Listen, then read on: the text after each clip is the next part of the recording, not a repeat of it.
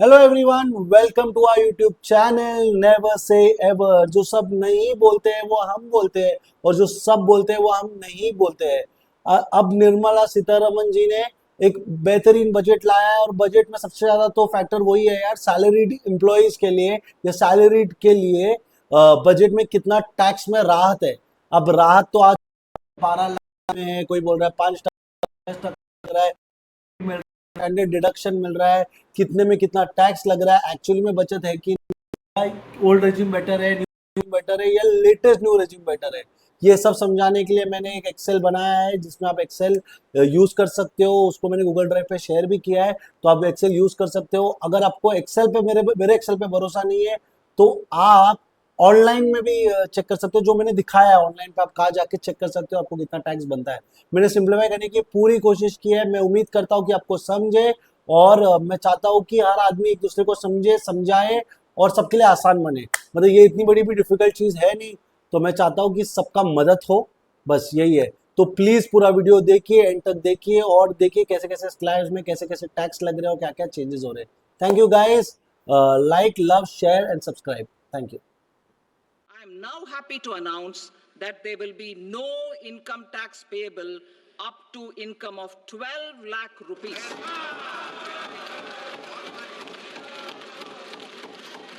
Average income of 1 lakh per month other than the special rate income such as capital gains under the new regime.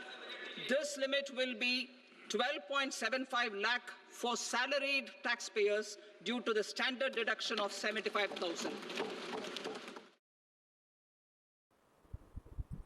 Hello everyone, अब हम tax slab को समझेंगे कि old better है, new regime better है, और मैं latest tax regime better है। मैं एक बात बोलना चाहता हूँ, ओल्ड रेजिम बेटर तभी है जब आप ईएलएस में भी पैसा बचा रहे हो, आप इंटरेस्ट लोन लेके इंटरेस्ट में पैसा बचा रहे हो, आप इंश्योरेंस में भी पैसा बचा रहे हो, आप मतलब सब जो जितने भी लिमिटेशंस है, आप वो सब चीज़ में पैसा डाल के बचा रहे हो। तो वो आप ये सब चीज़ में डालोगे, तो अगर आप ये ओल्ड टैक्स रेजिम तभी बेटर है।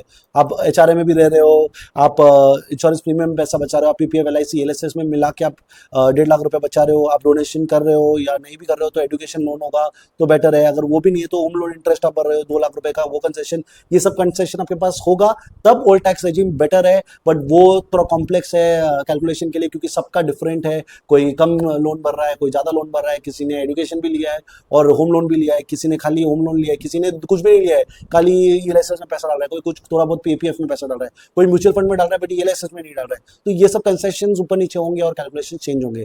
तो मैं ये बोलना चाहता हूँ, एटीसी का बेनिफिट है जब आप ये सब चीज़ को यूटिलाइज मैक्सिमम में कर रहे हो, जो कर पा रहा है उसके लिए तो old ATC sorry old tax regime better है ही है, बेटर है। बट अभी हम लेटेस्ट पे हम बात करते हैं, ठीक है गाइस। तो अभी मैंने इधर एक एग्जांपल दिखाया है, 3 लाख रुपए डाला है।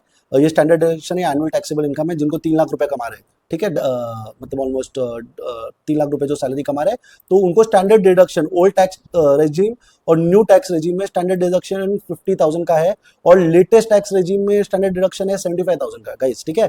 तो इसके बेसिस पे टैक्स कैलकुलेट होगा। तो 3 लाख पे तो वैसे भी ओल्ड में भी नहीं टैक्स लग रहा है, न्यू में लग रहा ही नहीं है, जो अभी बचा नहीं, और लेटेस्ट में तो जीरो ही लग रहा है, तो एक्चुअली ये तो छोड़ ही देते हैं, ठीक है। अब थोड़ा कॉम्प्लेक्स स्ट्रक्चर में आ जाता है। अब हम करते हैं 5,50,000, ठीक है। अब 5 लाख पे स्टैंडर्ड डिडक्शन अप्लाई हुआ, 50,000 कम हो गया, और न्यू लेटेस्ट टैक्स रेजिम में 75,000 के हिसाब से ये कम हो गया, 4,75,000 हुआ। अब ओल्ड टैक्स रेजिम में हमको टैक्स लगेगा 12,500, ठीक है, और न्यू टैक्स रेजिम में हमको लगेगा 10,000, और लेटेस्ट टैक्स रेजिम में लगेगा हमको 3,750, ठीक है, ओके। बट इवेंचुअली ये दोनों से आप जब कंपेयर करोगे तो आपको 2,500 रुपया टैक्स लगेगा, बट ये दोनों से करोगे तो 6,250 आपका बचेगा, ये आप बचाओगे। बट एक्चुअली नॉर्मली तो 12 लाख तक नील हो चुका है, तो रिबेट और इस पे स्टैंडर्ड रिबेट भी आपको मिलेगा, तो ये जीरो हो जाएगा, ठीक है। अब हम जाते हैं रिबेट के ऊपर वाले अमाउंट्स में, तो क्या थोड़ी क्लैरिटी आएगी। पहले हम जाते हैं, चलो थोड़े 7 लाख पे, 7 लाख पे नहीं, हम 9 लाख पे जाते हैं। अगर 9 लाख पे होगा तो स्टैंडर्ड डिडक्शन अप्लाई हुए, तो ओल्ड टैक्स रेजिम में 82,500 का टैक्स आता हमें, न्यू रेजिम में हमको 40,000 का टैक्स आता, लेटेस्ट में हमको 22,000 का 500 का टैक्स आ रहा है, ठीक है। इसमें भी हम ओल्ड में से न्यू में जाए तो हम 40,000 40,000 मतलब 42,500 बचा रहे, हम न्यू से लेटेस्ट में आए तो हम 17,500 बचा रहे, जो रिबेट के कारण ये भी जीरो हो जाएगा, तो हम पूरा 40,000 बचा रहे इवेंचुअली, क्योंकि अब 12,000 तक तो मैंने बताया था ना गाइस कि 12,000 तक तो नो टैक्स, क्योंकि आपको 87 लाख स्टैंडर्ड डिडक्शन के बाद आपको रिबेट भी तो है, तो वो सब अप्लाई होने के बाद आपको नो टैक्स लग रहा था। ठीक है, अब हम थोड़ा जाते हैं ऊपर, 13,75,000। ठीक है, अब जाके टैक्स एप्लीकेबल होगा, लेटेस्ट टैक्स एप्लीकेबल होगा गाइस। तो अभी 13 लाख पे भी स्टैंडर्ड डिडक्शन अप्लाई हुआ और ये डिडक्ट हुआ है। अभी प्लीज नोट कीजिए स्टैंडर्ड डिडक्शंस। अब ओल्ड टैक्स रेजिम के बेसिस पे हमको 2,10,000 का टैक्स लग रहा था, न्यू टैक्स रेजिम के हिसाब से हमको 1,15,000 का टैक्स लग रहा था। अब लेटेस्ट टैक्स रेजिम के हिसाब से हमको 75,000 का टैक्स लग रहा है। तो अगर आप नोटिस करोगे, ओल्ड और न्यू में आप 95,000 बचा रहे थे, 95,000 का बचा रहे थे। अब न्यू और लेटेस्ट में आप 40,000 रुपीज बचा रहे हो। ठीक है, तो अगर आप कंपेयर करो, येलो को ओल्ड टैक्स रेजिम रखा है, ब्लू न्यू टैक्स रेजिम के लिए है और ग्रीन लेटेस्ट टैक्स रेजिम के लिए, तो विच इज बेटर?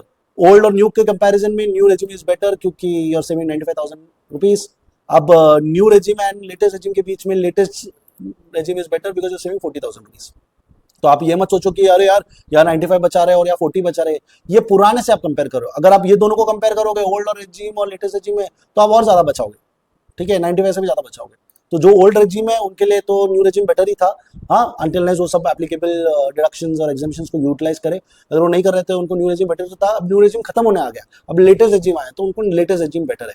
ठीक है, अब आप बोलोगे यार ये मैं क्या कैलकुलेशन बता रहा हूँ, आपको कईयों को समझ में आ रहा है, कईयों को कॉम्प्लेक्स भी लग रहा होगा, मुझे नहीं मालूम कैसे लोगों को लग रहा होगा। जब ये वीडियो शूट करने के बाद इसको देखूंगा और इस पर रिसर्च करूंगा, इसको बेटर करने की कोशिश करूंगा, क्योंकि मैं भी फर्स्ट टाइम फाइनेंस वीडियो बना रहा हूँ, मुझे फाइनेंस में इंक्लिनेशन है पर मैं बना रहा हूँ पहली बार।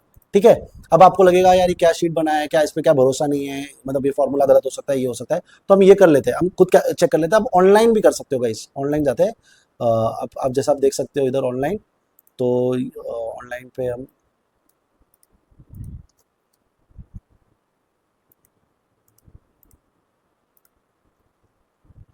Download now calculate online. ठीक है, आप ये इधर याद रखिए, income tax calculator .in, close तो ये क्या हो गया, हाँ, इनकम टैक्स कैलकुलेटर .in में आप जाके खुद ही कैलकुलेट कर सकते हो। तो अभी हमने क्या डाला था, ऑल टाइप यार, हमने डाला था 13,75,000, तो उसको डाल के देखते हैं, 13,75,000। ठीक है, डिडक्शन हमारा 75,000 स्टैंडर्ड है, apply standard deduction on salary income, calculate. ठीक है, हम 78 आ रहा है न्यू टैक्स रेजिम में, वो डिटेल्स पे देखते हैं। ठीक है, तो ये आ रहा है हमारा 13 लाख सैलरी इनकम आ रहा है हमारा 13,75,000, जिसमें स्टैंडर्ड डिडक्शन हमने 75,000 का ले लिया।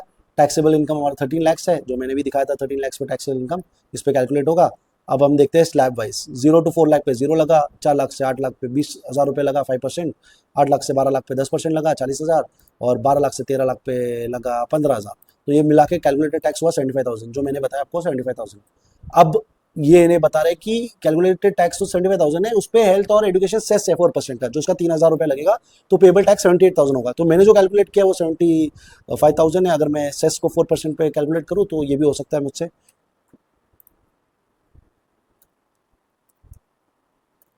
कितना आ रहा है, 3,000। देखो ये हम भी कैलकुलेट कर सकते हैं, और ये इवेंचुअली हम आगे जाके इस पर भी हम काम कर सकते हैं। 78,000 आपको भरने को आएगा। ठीक है, मैंने अभी अभी आपके सामने किया है। ठीक है, तो इवेंचुअली जो हमारा कैलकुलेशन मोटा मोटी सही है। चलो हम दूसरा कुछ कैलकुलेट कर लेते हैं, हम कर लेते हैं 18 लैक्स 25,000। चलो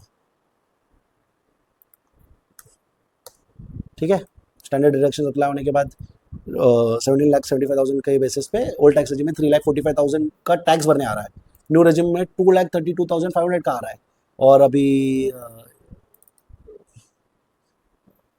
हाँ, और लेटेस्ट में हमको 1,50,000 का टैक्स करने आ रहा है। तो हम ओल्ड और न्यू रेजिम के बीच बेसिस में 1,12,500 बचा रहे हैं, और न्यू और लेटेस्ट के बीच में ही हम 82,500 बचा रहे हैं।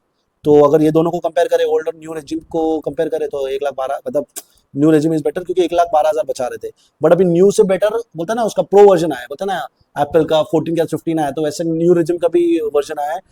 न्यू रेजिम का लेटेस्ट रेजिम आया है, जिसमें आप 82,500 और बचाओगे। अब ये बचा रहे थे, अब ये और बचाओगे, तो इवेंचुअली लेटेस्ट इज बेटर। अब ये इधर भी डाल के देख लेते हैं, क्योंकि मुझ पर भरोसा करने की ज़रूरत नहीं है, आप खुद भी बाद में कर सकते हो। और मेरा इंटेंशन वही है कि क्लैरिटी जितनी आ जाए सबको और समझ जाए तो उनको फ़ायदा हो जाए बस। ठीक है, हम कैलकुलेट कर लेते हैं।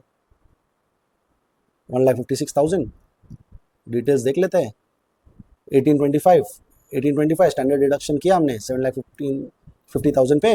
अब 0 पे 4 लाख पे 0, 4 लाख से 8 लाख पे 20,000, 5% पे 8 लाख से 12 लाख के बीच में 10% का टैक्स तो 40,000, 12 लाख से 16 लाख के बीच में 15% टैक्स मतलब 60,000, 16 लाख से 17 लाख 50,000 के बीच में 20% टैक्स मतलब 30,000। कैलकुलेटेड टैक्स 1.5 लाख रुपया, जो हमारा भी है 1.5 लाख रुपया। और कैलकुलेटेड टैक्स 1.5 लाख रुपया, हेल्थ सेस 4% कुछ है जो 6,000 रुपीज़ होता है, तो 6,000 में ऐड करके 1,56,000 आया, इधर भी 1,56,000 आया। तो मैं बोल रहा हूँ, मैं शीट रीड ओनली वाला या डाउनलोडेबल अगर मैं डाल पाऊंगा तो मैं डाल दूंगा, तो आप अपने अपने हिसाब से कर सकते हो। तो अभी मैं और एक बार लास्ट वाला करते हैं जिसमें और क्लैरिटी मिल ही जाएगी। हम थोड़े आगे साइड में आते हैं, 22 लाख का करते हैं। ठीक है, स्टैंडर्ड डिडक्शन अप्लाई हो गया। जिनको ओल्ड टैक्स रेजिम में 4,57,500 बनने आ रहा था, न्यू टैक्स रेजिम उनके लिए बेटर था क्योंकि थोड़ा कम आ रहा था, 3,45,000 बनने आ रहा था।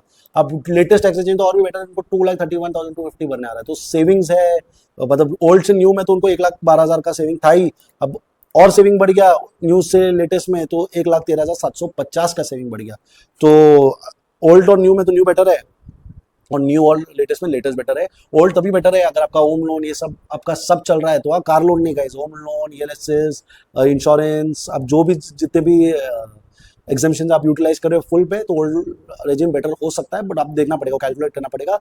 अब मैं एक बात बोलना चाहता हूँ, सबके लिए बहुत बड़ी बात है कि यार गवर्नमेंट ने क्या किया है, जिनकी मतलब जिनको 22 लाख रुपए की मतलब 21 लाख 22 लाख की सैलरी थी, उनको 1,13,000 रुपया बचा लिया, मतलब इवेंचुअली उनको एक आधी सैलरी की बोनस गवर्नमेंट ने दिला दी।